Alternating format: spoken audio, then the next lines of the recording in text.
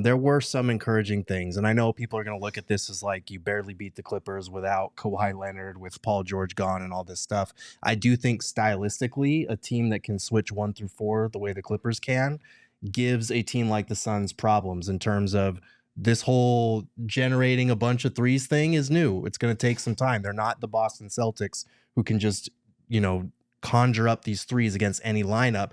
This is a switch heavy defense, and I think we saw them have to work through a lot of that. It doesn't excuse the fact that this was a really ugly win, but at the end of the day, they were able to do just enough to come away with the win, and you can build on this and correct a lot of these mistakes that we're seeing, hopefully. Also, I know a lot of people were making jokes about this on Twitter.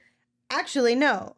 It's Psycho Blue with a super chat said Basketball Cthulhu wants to know why Ty Lue still has the password to the Suns servers where they keep their offensive plays stored. It feels like, and you mentioned in the pregame show, you pointed to those 2 games against the Clippers last season.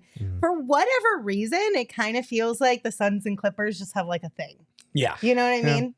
Like on both sides, right? Because there are times where the Suns are doing the exact same to the Clippers, and then there are times where it's like, what is this? What is this song and dance we're doing here? Can we stop already? Yeah. But I also wonder too, like, a lot of people in the chat were bringing this up. Is there something to be said about maybe underestimating the excitement of the Clippers, their fan base, the arena, the vibes, all that type, maybe just the pressure even? I'm not trying to create excuses by any means, but just something, just subtly anyway, like a small... Especially an environment like that with a fan base that, I mean, they're starving to have their own thing, right? And I don't know if it's going to be like that forever. I don't know if the Intuit Dome's going to be bumping like that on game 43 of the season when everybody's out and injured. But it was a big moment for them, and it was packed, and it was this new weird environment with a wall behind a free throw or behind a bucket, and you saw so many missed free throws. On both sides, too. Right, and you also saw, I mean, if you just look in the NBA,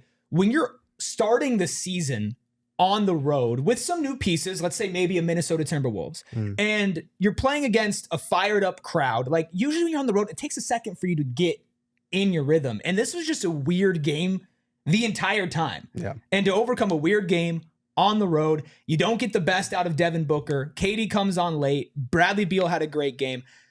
To overcome all of that and to still win is a positive, because you can look at the things you can fix and say, hey, Steven, it's game 1 of 82, right? All the things that went wrong. And if they're patterns 40, 50 games from now, it's a different conversation. But right now, for all the reasons that everybody said, it's not a reason to panic. It's a reason to say, okay, this is how we get better. This is the path forward. We all silly like the mayor.